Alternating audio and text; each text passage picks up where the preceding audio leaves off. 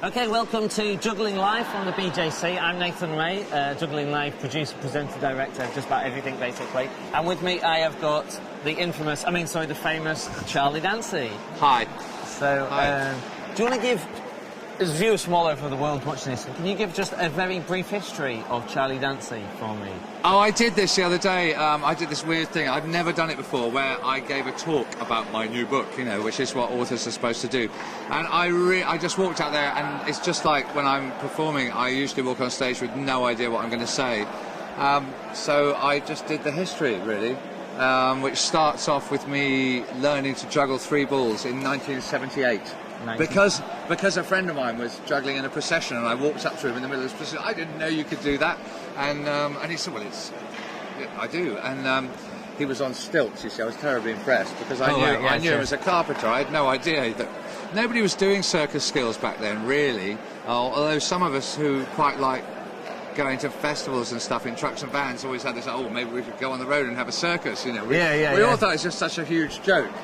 And but inevitably, since everybody from then was sort of thinking they want to go on the road with a circus, I think that's part of the reason we do all this now. Oh yeah, you know? Definitely, yeah. And then anyway, I learnt to juggle. I taught myself, and for about, I don't know, 3 years or something like that, I was just one of those people who taught themselves, and I could, you know, at somebody's house, I could take out 3 eggs, and I could juggle without worrying about dropping them on the carpet, and I could do over the top, although I didn't know it was called over the top. And then a juggler moved into my house,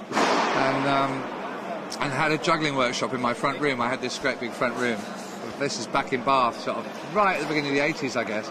And that juggler was Mickey Taylor, who I worked with eventually for a year or so. Anyway, and I just got the juggling bug, and I'm sure lots of people watching this will know exactly what I'm talking about. It's just like, that's all you want to do. Yeah. And my job at the time was sign writing, and I used to paint shop signs and vans and things like that, which is quite fastidious, sort of requires a certain amount of patience. And when you really want to be juggling, you just sort of run out of patience. And so pretty quickly I ended up busking on the street with Mickey Taylor. And we were pretty, I mean... rough and ready? Well, you know, like, there's 2 sorts of busking, isn't there? There's like a lot of musicians who just sort of play on the street, and we just used to juggle fire on the street, and it wasn't really a show. Oh, it was just, here we are juggling, please put some money in the hat as you walk by. Well, pretty much, yeah. I mean, but people would stop and you do, you know, and it was like that. But in those days in Bath, there was just the beginning of this whole thing, and there was a few acts used to come in and work outside the pump room in Bath, which is a great busking pitch, a really, really good one. Nice architecture, good audiences and stuff. And some of our heroes, juggling heroes, turned up one day, and we had to sort of, we couldn't do what we normally did. So we thought we'd better do a show then, and we put a little story into it, and we ended up very popular in Bath, and we did really well. So that was it, that's how I got into juggling, really. And I was very lucky in those days, because it was really a new thing then. And we had a great little juggling workshop that used to happen on a little place called Walcott Village Hall on Walcott Street in Bath. Walcott Village Hall is an old little mortuary chapel that had been done up by some community groups in Bath under the sort of village hall rules, where you could have it and there was grants and stuff. And we had a Wednesday workshop in there that we used to go and meet and juggle for an hour, and then it was 2 hours, and then so on and so forth. And there was a sort of hardcore of us, of about 15 of us, that we used to call ourselves Circus Drop-A-Lot. And we used to go and do Glastonbury Festival, and we used to pick up bookings, and we'd all go out as a group and sort of mix and match shows. And out of that core of people, lots of people went on to do things. You know, the Catch magazine was, Stuart Ashman, he was down there. And, you know, people that were to do with this sort of embryonic... full-time circus school in Bristol, was now Circa Media, and so on and so forth, various acts and circuses. So I always thought it was a bit like a sort of cavern club for juggling, you know. And it's like the start of it all, kind of thing. Well, there was just little bits going on, and then juggling just did that huge thing, and so we were sort of in there a little bit early, I guess. Yeah. And I mean, in those days, it used to take people, 6 months to learn to juggle 5 balls, and it now takes it's about 3 weeks now. 3 weeks, yeah. You have to, that sort of after thing. watching a few YouTube videos, yeah. Well, anyway, and it's not like in Finland last year. I talked to somebody who used to be the only juggler in Finland. There was one. It was basically there was one juggler, yeah. and everybody in Finland who's learnt to juggle, within Finland, can trace their. I was taught by this guy in Finland, so at least it wasn't. That's like that thing on the Internet Movie Database, the bacon thing, isn't it? The bacon index, the bacon. You know the bacon index. Google it anyway. Yeah. So just a question from the from the chat room. What's your favourite trick? Oh my God. Out of this book, what's your favourite trick? Oh, what, in the book? My favourite trick in the book, that's a no-brainer. The favourite trick in the book is the folding a T-shirt, which some people might have seen. There are a couple of YouTube videos about this. There's a really cool way of folding a T-shirt, which is a sort of... I group the tricks in here by topic, really. So we have there's juggling and there's mathematics and there's coin tricks and stuff. And the folding a T-shirt is listed as martial arts stroke origami. Oh, right, okay. And it's very, very cool. You need to origami. practice it a few times. I mean, you can see the video on YouTube somewhere, or you can obviously find it in the book. And I showed it to a guy who works in Gap, in the shop. Right, yeah. And this guy said, I went in there to buy a T-shirt, and so I got this little thing to show you. I was very excited about this trick. And I showed him, and he went, "My God, you've just changed my life." Because this poor guy, everybody goes in and sort of, "What do you think of this?" And chuck him down. Well, I used to work at Levi Jeans. Did you? And I worked out a way to fold up a pair of jeans in like 0 seconds flat. Really? You hold it by the waist, and then you swing it up, and you chop it there a third of the way up the leg, and it folds over. And then you fold it over there, and you go like that, and it's folded in the trifold way that you do jeans. Yeah. But because the jean material, the denim material is quite heavy, I would fold it up and then I would spin it. You can spin it on your finger like tray spinning, like a plate. And then if you get it right, while it's spinning on your finger, you pick up a bag from the counter and then kind of just guide it in and drop it in. Right. So I could go. Well, this one's going to be in the next edition of every trick in the book. I'd go like this. Dun dun. Put it in the thing. I hand it to the customer. Fantastic. Did they pay you extra for that? No, but I did get. Did you get an award? And now this was good until one day when I span it here, there was a piece of cardboard label in the back pocket, and as I span it, the cardboard label flipped out. And it sliced my eyeball. Oh, I cut my eyeball with I don't like eyeballs. I don't like eyeball stuff. And then I was like literally going, this hurts quite a bit, and then I had to go to hospital to get it. Unfortunately, I didn't cut into the eyeball. I just cut the top of the eyeball. Yeah. But anyway, so put that one in the book, but just say to him... And then my partner Hills is sat here. She's gone all squeamish about this as well. It's just eyeballs. Yeah. Anyway, no, so the T-shirt, but on the same sort of vein, the most requested trick, because people said, "Are you doing the Rizzler propeller thing? You know that thing where you put the..." And move around like that. Yeah, and then the clever people, they pretend to be a bomber, like those are propellers and stuff. That was the one that was most requested. So I padded that out with a bit of history of Rizzler and where the name came from and all that sort of stuff. Excellent, yeah. So, yeah. Okay, later tonight, when I've had a couple of glasses of wine, I will show you the jean folding routine, but I've not done it for quite a while, so... Okay, and we could I'll show you the T-shirt folding thing at the same time, whatever. So you were juggling, you'd obviously got to a reasonable skill level for the early 80s. Well, I did reach a reasonable skill level. I peaked many, many years ago. Okay, but how was your performance level coming up here? Was that improving? And that's sort of curiously what's happened now, because I've been working with haggis now for 27 years. 27 years. I mean, it's incredible. And so, I mean, really, we don't do particularly difficult stuff in the show. So I guess my personal juggling level, since I don't really obsessively juggle anymore, is down really. Damn, but the performance level is up. I've got to sign a book. Tonight. I'm going to sign a book while I'm talking to you. Yeah. So no, I mean we're not sort of. I'm not sort of obsessive about juggling anymore, but I really enjoy the performing thing. And Haggis and I, we've been doing it for so long that when we warm up, it is kind of. There's something else going on there, And I sort of joke about this sometimes, and I say the thing about Haggis is he still thinks that Haggis and Charlie is a juggling show. I mean, by which I mean it's really a comedy show. Yeah. Anyway, back to your story. Right, where were we? Yeah, so Mickey Taylor, blah, blah, worked with Mickey Taylor for exactly 1 year. And then we went our separate ways, and I phoned up.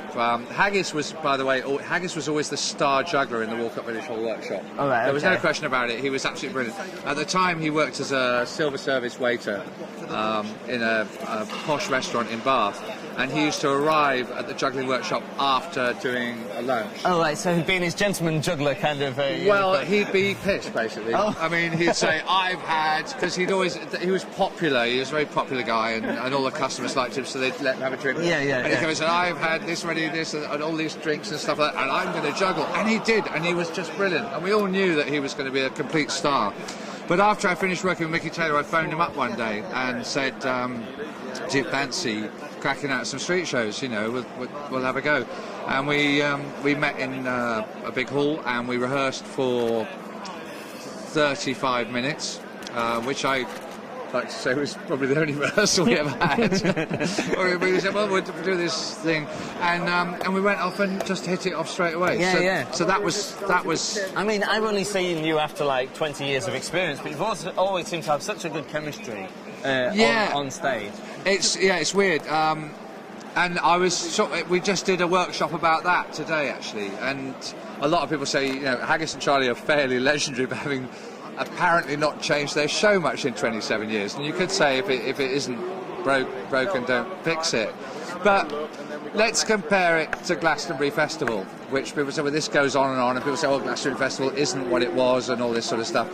But it's actually different every year, and actually every show is different, and the lines and the gags and the things we do it's the business really, and it's do you know what I mean? It's just a framework, and it does change really. It does change. So Peter, go for it. Last one now, because we need to get through this interview. I need to get down to the By Jotty. It's starting in half an hour's time. So don't worry, you got yours. Mr. Dancey, please. Thank you so much. Okay. And so you've obviously been on the road a lot. You've done all your gigs. You've paid your dues. Yeah. Have you? And now you've done this book. Yeah. I mean, have you ever done written before? Have you ever got any other books? I mean, what's your track record with juggling books? Well, now this is the thing. You see, I got really interested in. In juggling, and my big heroes were when I first started out with an act called the Amazing Mendizes, which was Dave Spathaki and Chris Adams, who still works with Alex Dandridge, and they had an act called the Amazing Mendizes, and I'd done a few things on the street and a few sort of. This is right in the early days. Yeah. And this is at the beginning of working with Mickey Taylor, and I went down to an old festival which doesn't exist anymore, called the Elephant Fair, and they had a tent there, and the Amazing Mendizes were performing. And at that time, I was a keen juggler, but I didn't know what to do with it. Yeah. And they did this comedy juggling show, and I just sat there, looking at the stage, absolutely entranced, and went, next year, I'm going to be on that stage doing that.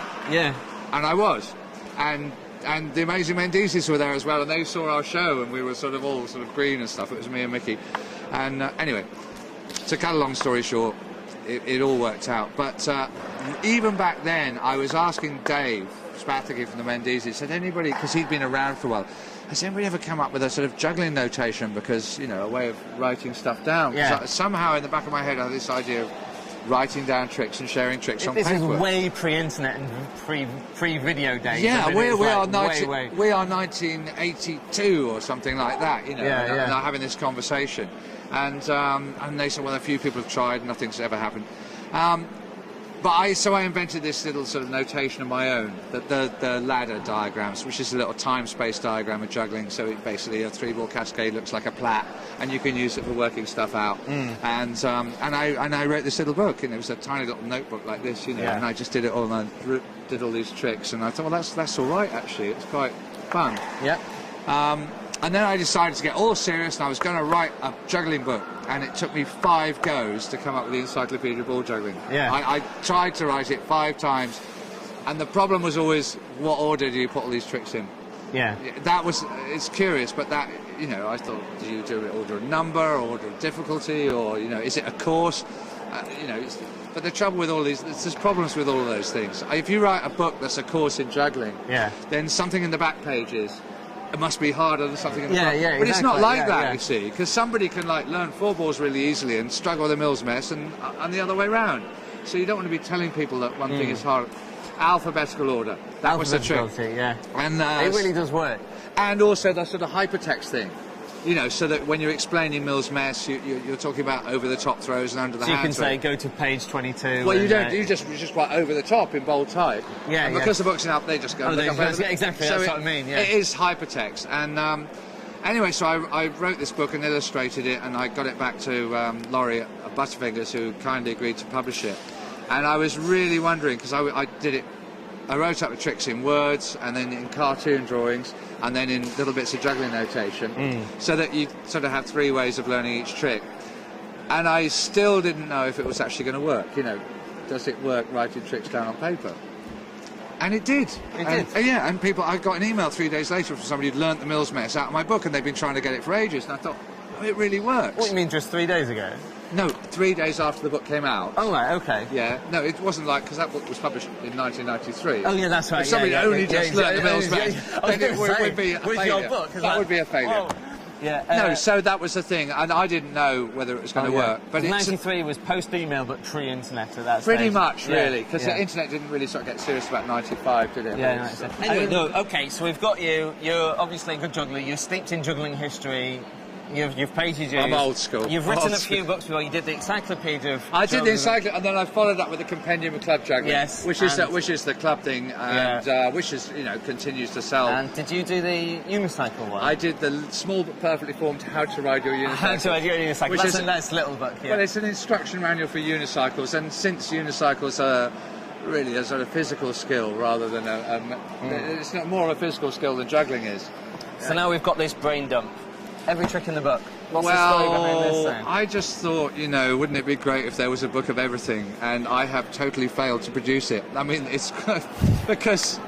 It's fairly hefty. You want to drop it on your foot. It's 768 pages, yeah, and I've been collecting stuff for that for years. It's really just a brain dump of stuff. It has got Bluffers Guides, the Devil Stick, Diablo, Cigar Box and so on. Yeah. And there's a lot in it. I mean, that's the thing. It's not just juggling and circus skills. We've also got knots, animals. Animals, yeah. It's remote catching work for cats. Yeah, remote. That's laser pointers and cats. Yeah, There's a few things about hypnotising chicken. That's a good one. I researched hypnotising chickens. This is what. Oh yeah, my partner Hills is pointing out. Yeah, it was about that fat in draft, and we cut it to this. After last night's incident, we'll be cutting it just a little bit more. Just a little bit more. Yeah. Well, no, because in your Encyclopaedia Britannica juggling, whatever it was, you had a trick in there that you put in because it didn't work because you had a space on a page. Oh, Dancey's Devilment. Dancey's Devilment, and Charlie put in a trick. Yes. Which doesn't work. It's physically impossible to juggle. Well, I didn't really describe exactly what it was. I just had a layout problem because, I was new to laying. I with my books, I sort of write them, illustrate them, and then I lay them out as well and do all the typography. And it was it was D's. It was in D's, and there was this gap on the page, and I couldn't make it work. And all these other people, there was Mills Mess, which was from Steve Mills, Rubenstein's Revenge from Rick Rubenstein's, and so on, Eric's Extension, and so on. So I just came up with this name, Dancey's Devilment, and I had a column to fill to describe it. And all I could say is that I woke up one morning from a dream in which I was juggling this amazing juggling patterns, which was 4 or 5 balls, I'm not sure. Yeah. And the dream annoyingly faded, and I couldn't remember what it was. And if anybody could work out what it was... and you gave a basic kind of description. I said, it's got this, it's got that. Yeah. And then people started coming up to me at juggling conventions going, Charlie, is this right? I go, what are you doing? Is this right? And I go, what is it? It's Dancey's Devilment. I said, well, is that what it looks like? I guess it looks maybe we could do the wine bottle incident and just write it up as something which you had a dream about, and it was never. It was a bad dream. I'm Simon's really okay about it. I have to say. Oh, we had a bit of an incident last night for you new viewers. We had an incident last night with somebody trying to open a bottle of wine with a shoe and a wall. Ended up with a trip to A&E. Anyway, so we've got fun with science, drawing and sign writing. Well, that's going back to your sign writing. Well, yeah, because sign writing is that was when I talked about the book the other day. A lot of people were very interested in the sign writing. I just want to very quickly about sign writing. there's a lot of tricks in sign writing. It's the old school stuff, you know, we're using the brush and marking out. Because you only make any money as a sign writer if you're quick, and also being quick sort of improves the flow of it. Yeah, it just, if it looks like it's been really laboured on, I'm sure a lot of you have tried to paint a sign sometimes, and it is amazing how hopelessly inept one can be. I'm not being rude, but it's true. So I told them a few things about, and I put some sign writing tricks in here because they're interesting, and you know. Yeah. So anyway, we've got the whole thing. We've got from the. What's this? History of juggling. Yeah, that's that famous picture of the Egyptian jugglers. Yeah. Luke almost travelled to Egypt just. I just heard in Egypt, and he was going to get a trip out to go and see that. Apparently, there's more jugglers in it, and there's a ball missing from that drawing. I didn't know that. The person who photographed it was photographed years ago, and someone dug up the photograph and used that photograph, and someone did a drawing of the photograph. Yes. The thing's still there, but no one's got a recent photograph of it. Yeah. No, we should do that. Yeah, we should get someone that. needs to be sent out there and do it. Anyway, so we got, and everything's still in alphabetical order all the way through. So well, it's the same. No, that format works really well because one, you tend to read it in a random order, so you never know whether you finished it. But you chance upon things, you know, and it's and the kids that are getting it absolutely adore it because it's not really it's not really a kids' book, not really an adult's book. It's a kind of everybody book, a bit like our show. Yeah. Because I sort of do everybody. I would think this would be a cross between the perfect toilet book, I think the perfect garage book, the perfect throw it in the back of the car when you're going on holiday just in case book. It's one of those kind of books. Yeah, I know. A lot of people say that, and I actually said to people, this is a great book to stick by the loo because it's just interesting. You know, you just pick stuff up, and I did have I've had a lot of fun doing it, and I love mixing really simple stuff with incredibly esoteric discussions of causal notation. And there's little backstories and there's little secret things in it. Yeah. If you skim through it, you'll find stuff that. So you know the SAS survival guide, the SAS guide. Yeah. You know, I think everybody should have a copy of that. But every juggler or anybody interested in performing things, that's really nice of you to say. Should have a copy. No, I really do. I mean, I've just flicked through this and looked at it, and now I looked into it a bit while you were writing it, and. Talked to a few people, so I would really recommend this. Did you put the one about when you go travelling in the back of a van, how to wash your clothes in the back of a van? I did. We used to actually do that when I was living on the road. There was it's a brilliant thing. You're travelling on the road with loads of people, and you've got loads of dirty clothes and no money. So what you do is you get a big dustbin and you fill it up with hot soapy water and you chuck all the clothes in it and you stick it down the back of the bus and drive 100 miles, and it's like it sort of just vibrates. It really and it works. You think, oh, that was really... No, it works incredibly well. And I've heard that the worse the suspension on the van and the more shaky the van is, the better wash you get at the end of it. We used to have one of those sort of canvas back trucks, and we used to put the tailgate out right out the back, so it really clattering around and stuff like that, No, we really did that, Yeah, so there's lots of travellers' tips in there, because I've spent quite a lot of my life living in trucks and caravans and so on. And so where can people get this book if they want to buy it? Oh, Amazon, I think, is probably the easiest. Amazon. Yeah, I mean, every Waterstones in the country bought 2. Somebody found one in a library. I came here with loads of copies and punted them out to the various juggling suppliers, so presumably they'll be picking it up. But you can Amazon. It would be the easiest, quickest thing you could possibly do. And who fulfils the Amazon order? Do you, or have you got? No, it goes through my publisher. I'm just a writer. It's about £1 a copy. It's great. Yeah. £1 a copy. Whereas when you're flogging them here, you probably make a little bit more here. It's quite good for me here, which is why we're doing this fantastic discount here. But I think that's a bit annoying to anybody online. But we just sort of marked it down to get a few copies out. For online viewers, this book.